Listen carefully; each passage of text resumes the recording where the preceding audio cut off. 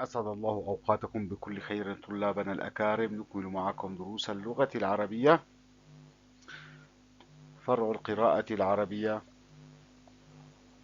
درسنا اليوم لطلاب المستوى الرابع بعنوان حديث الطبيعة. حديث الطبيعة. وهل للطبيعة حديث؟ نعم، الطبيعة تتحدث، وجميعنا قد يتناقل أحاديثها ويسمع أحاديثها يوميا. نحن نسمع أحاديث الطبيعة يوميا. كيف تتحدث الطبيعة؟ تتحدث الطبيعة عندما تزقزق العصافير فرحة. تكون الطبيعة فرحة، فتنقل لنا فرحتها بزقزقة العصافير. عندما تتفتح الأزهار والورود، تكون الطبيعة فرحة وتعبر عن فرحتها بتفتح الأزهار والورود. عندما تزهر الأشجار وتثمر الأشجار وتخضر الأوراق، تكون الطبيعة فرحة وتنقل فرحتها لنا بهذه الأمور. عندما نسمع صوت الماء المتدفق في الأنهار، صوت الماء الرقراق الذي يخرج من الينابيع، تكون الطبيعة فرحة وتحدثنا بهذه الأصوات لتعبر لنا عن فرحتها. بالمقابل، عندما تتلوث مياه الأنهار ومياه البحار، تكون الطبيعة حزينة وتحدثنا عن حزنها بهذه الصورة. عندما تتسمم التربة وتموت الحيوانات والطيور وتذبل الأزهار والورود، يكون حديث الطبيعة حزينا. كيف تتلوث الطبيعة؟ كيف تتلوث البيئة؟ تتلوث البيئة والطبيعة المحيطة بنا عن طريق الإنسان.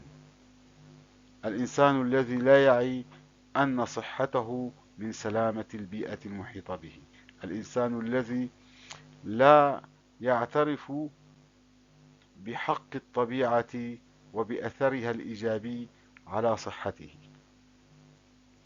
إذن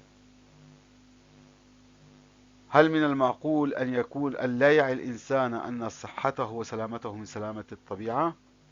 نعم، هناك الكثير من الناس يخرجون إلى المنتزهات وإلى الأماكن السياحية، فيقومون برمي النفايات بشكل مبعثر بغير إدراك، فيؤثرون سلبا على صحة البيئة وسلامتها. بالمقابل، هناك بعض الناس أو يهتمون بنظافة البيئة، يهتمون بجمال البيئة كي يحافظوا على صحتهم وسلامة أبنائهم من بعدهم. اليوم يتحدث الشاعر على لسان الطبيعة. ماذا يقول؟ لو أن الطبيعة نطقت، ماذا تقول؟ هذا ما سينقله لنا الشاعر في درس حديث الطبيعة. غرد الطير قال: أنا فرح السماء، لا تقتلوني. فردد الشجر: لك المدى والفضاء، ولك يا طير غصوني. وأنا للبشر بهجة للنظر، وأرسم الظل، أنقي الهواء وأعطي الثمر. أنقي الهواء وأعطي الثمر.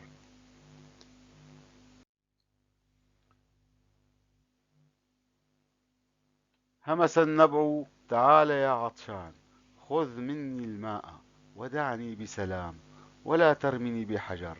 وغاب في النهر، والنهر في مجراه يجري على هواه، ورجع صداه يملأ الوديان. لك مني الضفاف والماء والسمك، تمتع يا إنسان ولا تصبني بأذى. ولما سكت تبسم الصفصاف والزهر انحنى. وفي عرس الطبيعة تمايل القصب، أغرى البحر فغنى. مني الشاطئ والرمل الذهب، وعندي للناس ثروات وثروات، أسرار وأخبار ومتن للإبحار. فليتكم يا ناس تحمونني من الأشرار. انتهى النص. أرجو منكم التدرب على قراءة النص بشكل جيد. سنقوم الآن بشرح مكونات حديث الطبيعة. المقطع الأول: غرد الطير قال أنا فرح السماء لا تقتلوني، فردد الشجر لك المدى والفضاء ولك يا طير غصوني. غرد الطير. ماذا يقول الطير إذا ما غرد؟ يقول للإنسان: يا إنسان، أنا الذي أزرع الحركة والبهجة في السماء، لا تقتلوني يا ناس، لا تقتلوني، حافظوا على صحتي وسلامتي، فأنا أزرع فرحتكم في السماء، أزرع لكم الفرحة حيثما أطير في السماء. طبعا للطيور أثر إيجابي وأثر مهم في حياة الإنسان وفي الحفاظ على سلامة البيئة والتوازن. فردد الشجر، والشجر أحد المكونات الأساسية للطبيعة: لك المدى والفضاء. أنا أعطيك أيها الطير، أنت تملك المدى والفضاء. ولك يا طير غصوني، إضافة إلى ذلك أيها الطير لك غصون تقف عليها. إذا لك المدى، البعد، والفضاء الواسع، تسرح وتمرح وتلهو وتلعب فيه كيفما شئت. ولك يا طير غصوني، تقف على غصوني لتستريح، لتتناول الطعام. وأنا للبشر أيضا. الشجر بالإضافة لما يقدمه من خدمات للطيور، فهو يقدم للبشر ماذا يقدم؟ بهجة للنظر. إذا يقدم البهجة لنظر الإنسان. وأرسم الظل. لماذا يرسم الظل؟ ليستريح الإنسان في ظله ويبتعد عن حر الشمس. ينقي الهواء، إذا ينقي الهواء من الغبار. وأعطي الثمر الذي يستفيد منه الإنسان والحيوان والطير. إذا هذه مكرمات مكونات الطبيعة على الإنسان: الفرحة التي ترسمها الطيور في السماء، ظل الأشجار الذي نحتمي به من وهج الشمس، الهواء النقي، الثمار التي نتغذى بها. همس النبع. الآن جاء دور النبع، شارك في الحديث: تعال يا عطشان، هلم إلي أيها الإنسان الذي تشعر بالعطش، خذ مني الماء بدون مقابل، خذ مني الماء ودعني بسلام، اتركني آمن في مكاني، لا ترمني بحجر حتى لا أتوقف عن إعطائك الماء. وغاب في النهر. إذا لا غاية للنبع سوى أن يعطينا الماء ويروي عطشنا ويطلب منا عدم رميه بالحجارة، ثم سيغيب في النهر. ما حال النهر؟